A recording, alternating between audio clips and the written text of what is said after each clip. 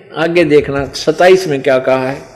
आपने ऋग्वेद मंडल नंबर 9 सूक्त नंबर 86 का मंत्र 26 पढ़ा। अब 27 पढ़िए। प्रेम की वे सैकड़ों धाराएं जो नाना रूप में सतिथि को लाभ कर रही हैं, वे परमात्मा को प्राप्त होती हैं। प्रकाश पुंज परमात्मा को बुद्धि वृत्तियां विषय करती हैं, जो परमात्मा ध्युलोक के, ध्युलोक माने उस प्रकाश में लोक, ध्युलोक माने सतलोक के तीसरे पृष्ठ पर विराजमान है, एक देशीय है, उस एक स्थान पर बैठा है और प्रकाश रूप है, यानी तेजोमय शरीर है उसका, उसको बुद्धि वृत्तियां प्रकाशित करती हैं। अब यहां आपने सब 26 में पढ़ा है कि वो परमात्मा अपने रूप को सरल करता हुआ, अपने रूप को सरल करता हुआ। अब सरल का क्या अर्थ है कि वहां सतलोक के अंदर परमेश्वर सत्यपुरुष का स्वरूप, उनके रूप, उनके शरीर का कितना प्रकाश है।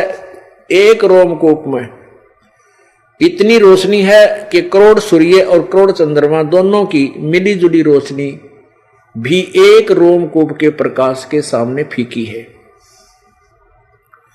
तो वो परमात्मा यदि उस यथार्थ प्रकाश रूप में यहां आ जाए तो हम सबकी आंखें उल्लू की तरह बंद हो जाए, हम देख नहीं सकते।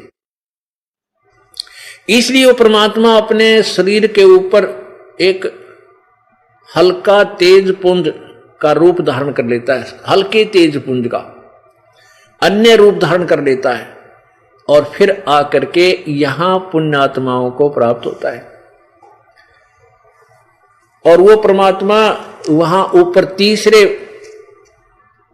उस ध्युलोक के तीसरे स्थान पर ऊपर आसमान ऊपर जो सतलोक, अलखलोक, अगमलोक और अनामी लोक हैं, तो वहां ये परमात्मा विराजमान है। सतलोक में भी वही है, अलखलोक में भी वही है, अगम लोक में भी वही है, अनामी लोक में भी वही परमात्मा है।